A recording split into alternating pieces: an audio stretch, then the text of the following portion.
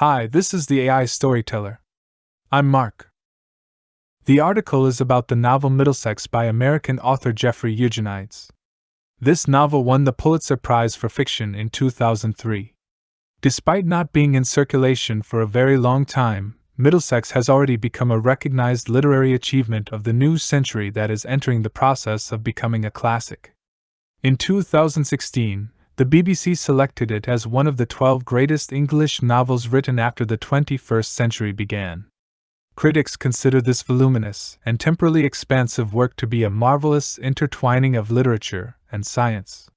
First, it's necessary to explain the hidden mystery in the title of the novel. The book has many chapters, but it's only halfway through the entire book that the complete title appears for the first time. The title of that chapter is exactly the same as the book's title, Middlesex, which refers to a street in Detroit, USA. The novel primarily tells the story of an American Greek family, which begins to move to Middlesex Street from this page onwards. Starting from this page, you will quickly realize that the ultimate trajectory of the novel's protagonist evolves into an intersex individual. Therefore, Middlesex here is clearly not just a place name. It can also be understood literally as intersex. Similarly, the author attaches significant meanings to several other locations on this street in the novel, such as Hegley's Hot Dogs and Golden Fleece Beauty Salon. Clearly, they are closely related to the heroic figure Heracles and the mythical and valuable treasure Golden Fleece from Greek mythology, respectively. Now, let's delve into the background of the novel's creation and the author's motivation. First and foremost, it must be pointed out that the intersex individuals in the novel are not transgender people shaped through surgery. Intersex is a precise scientific concept, usually referring to people with hermaphroditic characteristics. Intersex individuals typically possess both male and female secondary sexual characteristics simultaneously due to having both male and female chromosomes during development. They make up a small proportion of the population, and observations and records of them have been made throughout various periods of human history.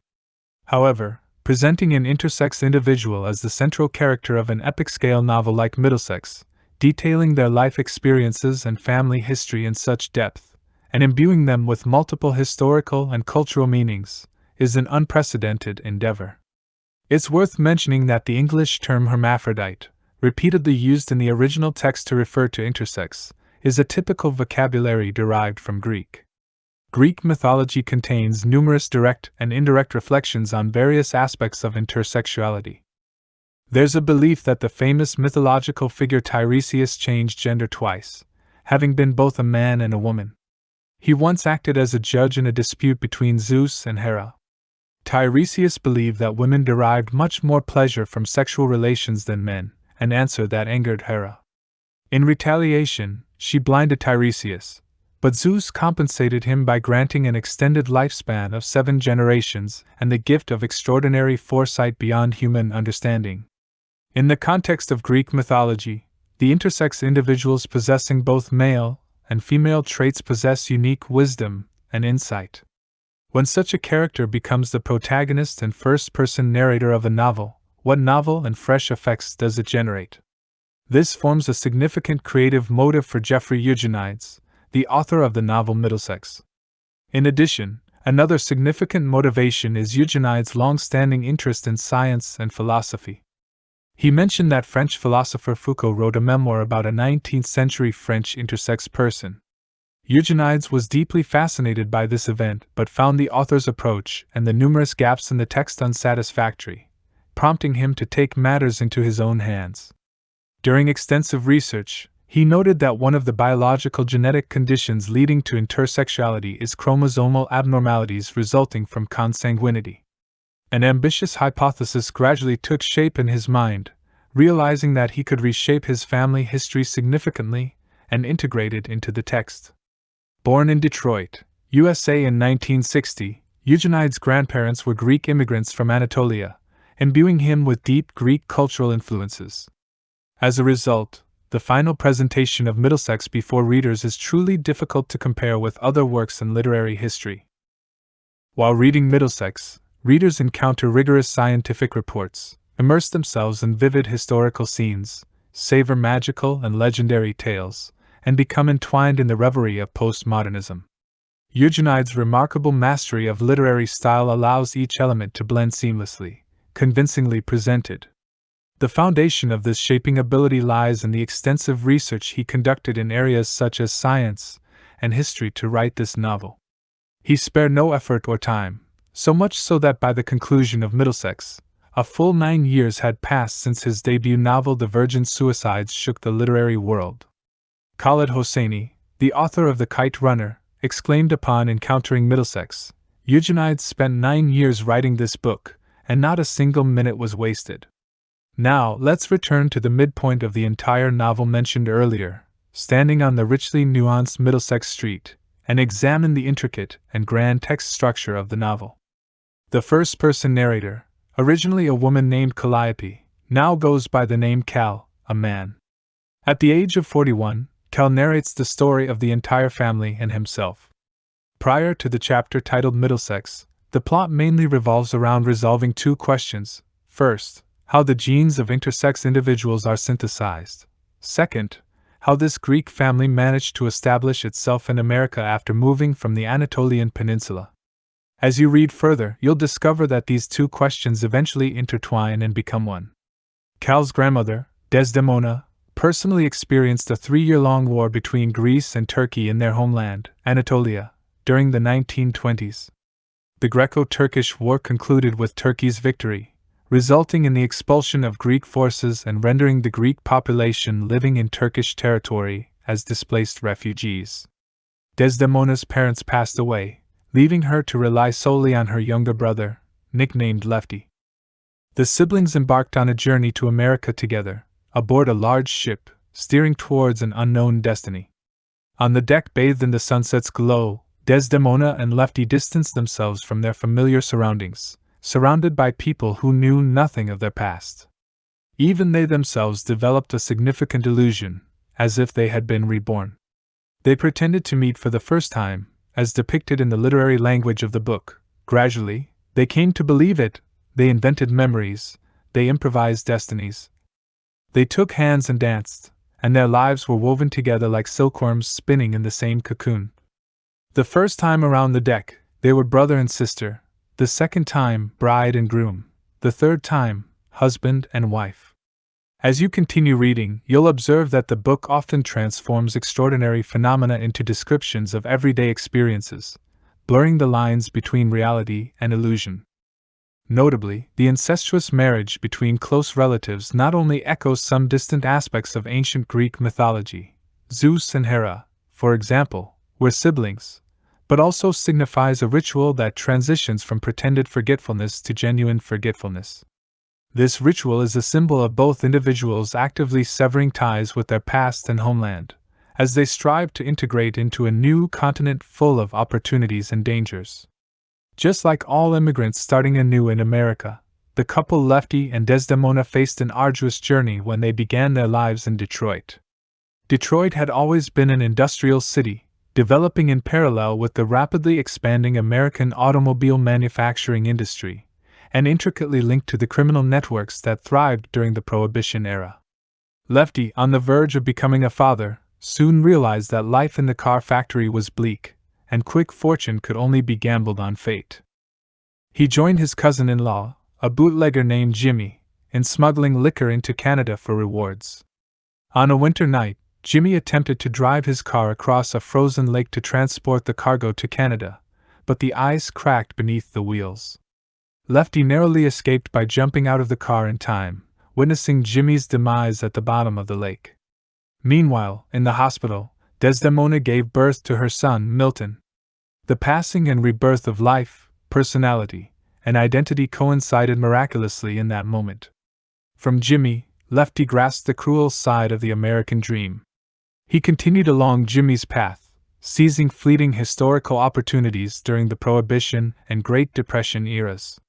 He ventured into underground bars, engaged in erotic photography, opened a fast food chain, and successfully turned it into a family business, finally establishing a foothold in America. Meanwhile, his son, Milton, and his cousin Lena's daughter, Tessie, grew up and fell in love as childhood friends, unaware that they shared a much closer blood relationship than distant cousins. Despite Desdemona's concerns, she couldn't unveil the secret. In the novel, Milton and Tessie's love is also depicted in a unique and poetic setting, narrated with exceptional emotion. A clarinet becomes the bridge connecting their hearts. Milton places the clarinet's bell against Tessie's knee, against her collarbone, against her red toenail. Though they are entirely oblivious to the reality, a kind of uninhibited, humorous yet melancholic sensuality, a complex emotion entwined with fate and taboos, saturates the melody played on the clarinet. This clarinet-filled night takes place in 1944, by which point the novel's timeline has entered the era of World War II.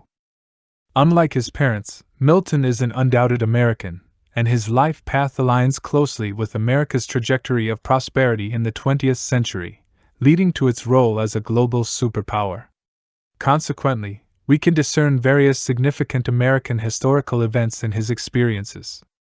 After the Pearl Harbor incident, Milton joined the Navy. Despite regretting his decision shortly after just 1 week of training, his departure provided Tessie with an opportunity to yearn for him and incorporate him into her romantic imagination. Tessie searched for her distant cousin's image in wartime news documentaries, increasingly realizing that her longing for him surpassed her emotions for her fiancé.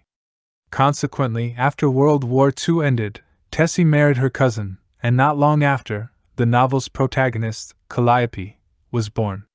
The obstetrician declared her a beautiful, healthy baby girl.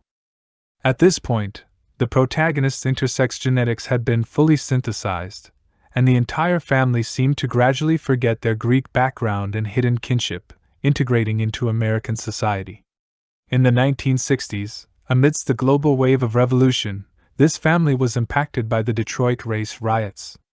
Milton, now in charge of the family business, had to step into battle to defend his fast food restaurant. Milton found himself isolated, surrounded by rioting black people and government snipers, with the sole light coming from the red lamp of the jukebox. Suddenly, the scene shifted once again into a dazzling and ironic magical setting, described in the book as follows. Above the jukebox was a small window where you could watch the record change automatically. Several strands of deep blue bubbles rose up. These bubbles represented the exuberant American life, our post-war optimism. These bubbles were filled with the fervor of American democracy, swirling on the vinyl records. During the riots, Milton went missing for 3 days, miraculously reappearing just as his family was on the brink of despair. Ironically, the riots turned out to be the best thing that ever happened to this family since coming to America. Due to an insurance payout that far exceeded the actual value of the restaurant, overnight, they transformed from a desperate middle-class family to a hopeful, if not upper-middle-class family. From then on, the entire family moved into their new home on Middlesex Street. As we read this, we may begin to realize that the pursuit of identity is a recurring theme among the characters in Middlesex. When the entire family finally completes their political, ethnic, and value-based identity on the surface, the protagonist Calliope's confusion is just beginning. The latter part of the novel delves into Calliope's challenging exploration of gender and the unique experiences that arise from it. With the onset of puberty, Calliope's secondary sexual characteristics gradually display male traits, and she resorts to various methods like hair removal to conceal them. However, even more challenging is the psychological impact. Hormonal changes lead the blossoming Calliope to develop an inexplicable fondness for a female classmate. To outsiders, they appeared to be nothing more than two close young girls. Calliope entered her female classmate's home and caught the eye of the girl's brother. While emotionally attached to the sister, Calliope had to use the girl's brother to balance her inner guilt. Meanwhile, the female classmate herself had a male suitor.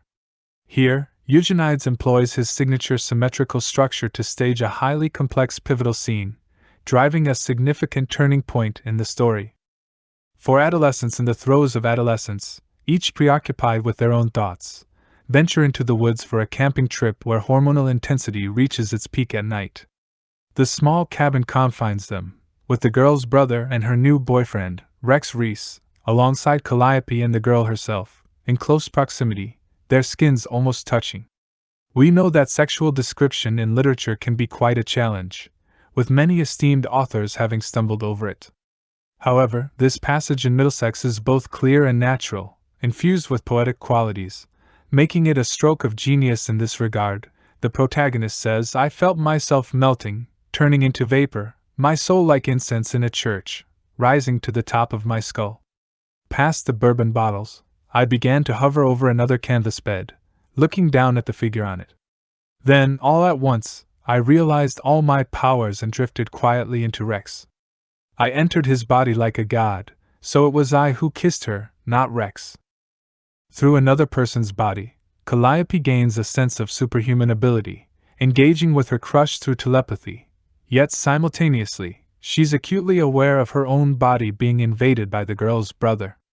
As a result, Calliope's consciousness transitions into the she of a woman, while her body is entered by the he of a man. Caught between the mirrors of masculinity and femininity, Calliope's Middlesex is exposed under a glaring light, with no escape. The physical rupture and the psychological awakening occur simultaneously. Despite the mutual attraction between Calliope and her female classmate, the physiological predicament intensifies. Calliope seeks out Dr. Luce, an expert, and is immediately treated as a research subject.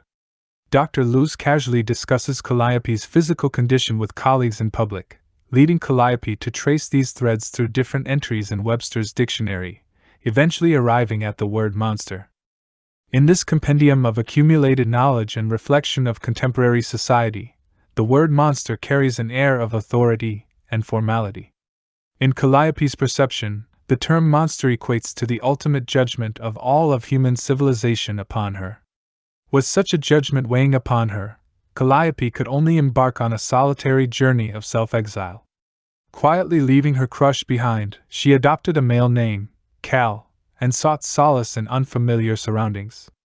The ensuing narrative rhythm bears resemblance to the style of hobo novels, road movies, or even Kerouac's On the Road. Cal encounters a series of indescribable fringe experiences. She's lured by homosexuality, mingles with the hippie movement of the 1970s, is exploited by unscrupulous entertainment producers, yet never finds a true sense of belonging. As the story progresses, Cal's predicament becomes increasingly inescapable. When she escapes from Dr. Luce, Cal staunchly insists, "I'm not a girl, I'm a boy," but as she cuts her hair and roams, as she's battered by boys who discover the truth, her confidence evaporates. Rather than attributing Cal's transformation into a curiosity in a San Francisco nightclub to mere survival necessity, it might be more accurate to say that Cal is forcing herself to accept the ultimate fate of being a monster in this way. This seems to suggest that there's no absolute vacuum of an in-between state. Cal must choose, even if it's an ambiguous, malformed choice: be a man, be a woman, or be a monster. Since neither the male nor female camps accept her, and since the nightclub harbors an array of monsters, Cal temporarily finds a sense of belonging in the nightclub. If one were to follow this narrative thread further, the latter half of Middlesex could turn into a story similar to Brokeback Mountain, advocating for marginalized groups. However, in this story spanning a period of 80 years, Eugenides never lingers too long in any one emotional state while handling events, and this time is no exception. Before Cal can even be bullied or victimized, the nightclub is shut down, and she hits the road again. Berlin becomes Cal's most pivotal stopping point, as the formerly divided city reminds her of herself, of how much arduous effort she's expended for the sake of unity, for the sake of becoming an individual. Hailing from Detroit, a city still divided by racial hatred, staying in unified Berlin fills her heart with hope. Yet, immediately following, Cal declares, "Within a year or two, I would leave Berlin, be dispatched somewhere else, and for that, I would be heartbroken." Perhaps heartbroken will be an ongoing state of being for Cal. Frequent migration has always been the most effective way to avoid belonging to any particular camp. However, Cal must also bear the accompanying heartbreak. In fact, as the story progresses towards its conclusion, the author intentionally adjusts the narrative intensity to the subtlest level.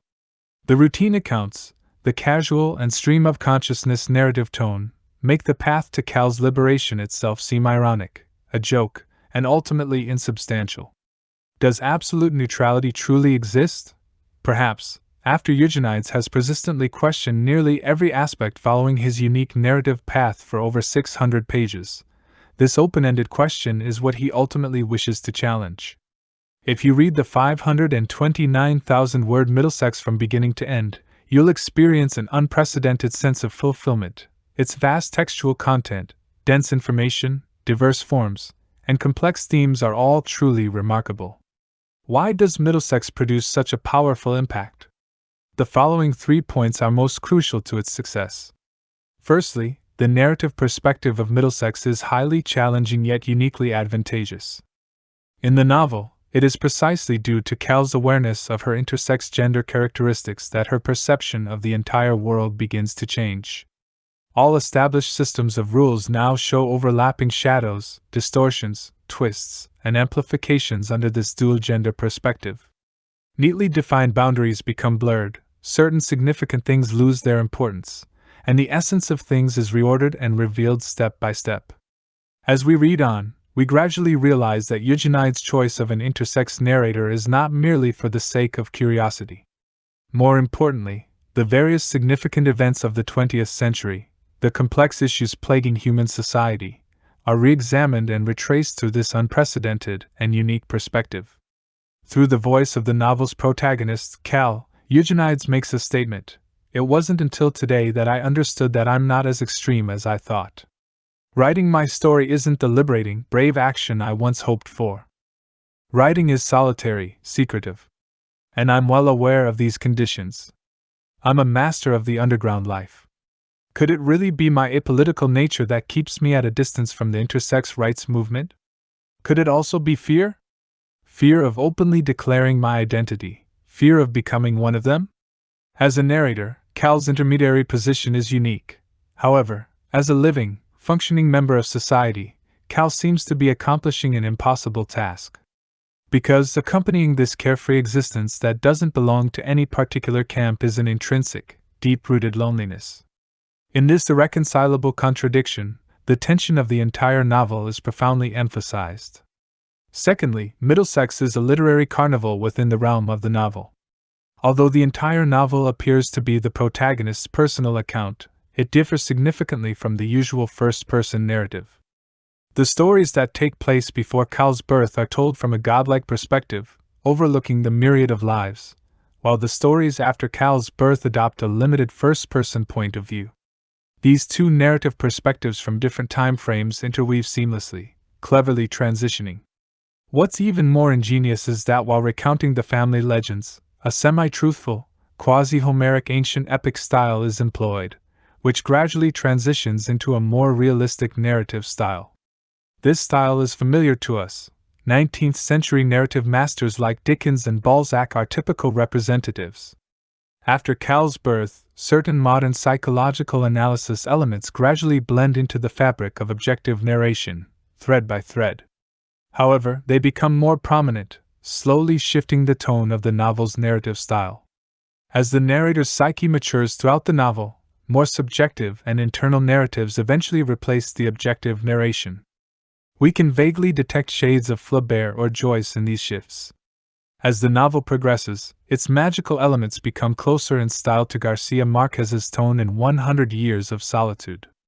In short, as Cal strives to piece together clues and trace the synthesis of his genes, the stylistic pattern of the novel seems to evolve with the changing times. When Eugenides conceived the narrative style of Middlesex, he seemed intentionally to make it a mirror image of the evolution of world novel styles. Lastly, Middlesex offers an effective path for the development of realism in the modern era. Here, we must introduce a literary term, hysterical realism, originally coined by literary critic James Wood to summarize a trend that emerged from 20th-century realism novels as they evolved after facing challenges. Hysterical here generally refers to a high information density, an almost feverish pace, a web-like structure of characters and plot lines, etc. The events referred to in the text generally remain within the framework of realism, so it's distinct from magical realism. Works of this kind significantly expand the reader's perception of literature. These authors often exhibit a heightened sensitivity to various new technologies, phenomena, and knowledge, as well as the intersections between literature and other disciplines. After the release of Middlesex, critics often placed it within the realm of hysterical realism, as its various technical indicators aligned closely with this style. James Wood, who had previously criticized this type of novel, gave praise after reading Middlesex. At first glance, Middlesex seems like a victim of the journalistic ambition attempting to encompass all the news events of the 20th century. However, upon closer examination, it is clear that this is, of course, a novel and not a newspaper. It often feels like a touching, humorous, and profoundly human work. It can be said that among all the works emerging from hysterical realism, Middlesex remarkably strikes a balance between its strengths and weaknesses. This can be attributed to Eugenides' precise grasp of the overall literary style and his deep insight into human nature. On the morning when the protagonist is to face the doctor's judgment, Cal's father deliberately wears a pair of auspicious cufflinks, one representing tragedy and the other comedy. This highly symbolic scene becomes the thematic core of the entire novel. Some critics suggest Middlesex has two dimensions, one is comedy, and the other is tragedy. The novel transforms Cal's coming-of-age story into a lively epic, handling gender displacement and family secrets in a both intriguing and poignant manner. This blend of comedy and tragedy is most concentrated in the depiction of relationships. These emotions, which are conventionally labeled as incestuous, illicit, and deviant, to the point where no ready-made words can describe them, must be portrayed in a way that is both unbelievable and adheres to the fundamental laws of reality and human understanding of love. Eugenides indeed accomplishes this, possessing a sort of magical ability where he can adjust a few parameters and create an intangible soundscape, where even hysterical screams sound like opera arias resonating for 3 days. Now let's recap the 4 main points from this audio segment. Firstly, novels like Middlesex, which take an intersex individual as the protagonist of an epic-scale narrative, meticulously depict their life experiences and family history, and invest them with multiple historical and cultural meanings, represent an unprecedented endeavor. Secondly, while reading Middlesex, we encounter rigorous scientific reports, immerse ourselves in lifelike historical scenes, appreciate legendary stories with magical elements, and get swept up in postmodernist revelry. Eugenides' remarkable mastery of literary style allows each element to blend seamlessly, presenting a convincing narrative. Thirdly, Eugenides' choice of an intersex person as the narrator is not solely for sensationalism.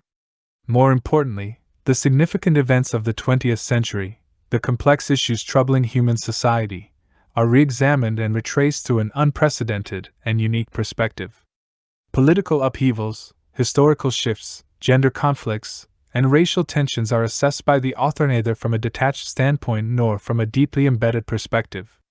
Lastly, when conceiving the narrative style of Middlesex, Eugenides seems to have intentionally crafted it as a mirror image of the evolution of world novel styles. Well, that concludes the content for this episode. If you enjoyed my video, please click like, subscribe to my channel, and share it with your friends. Thank you.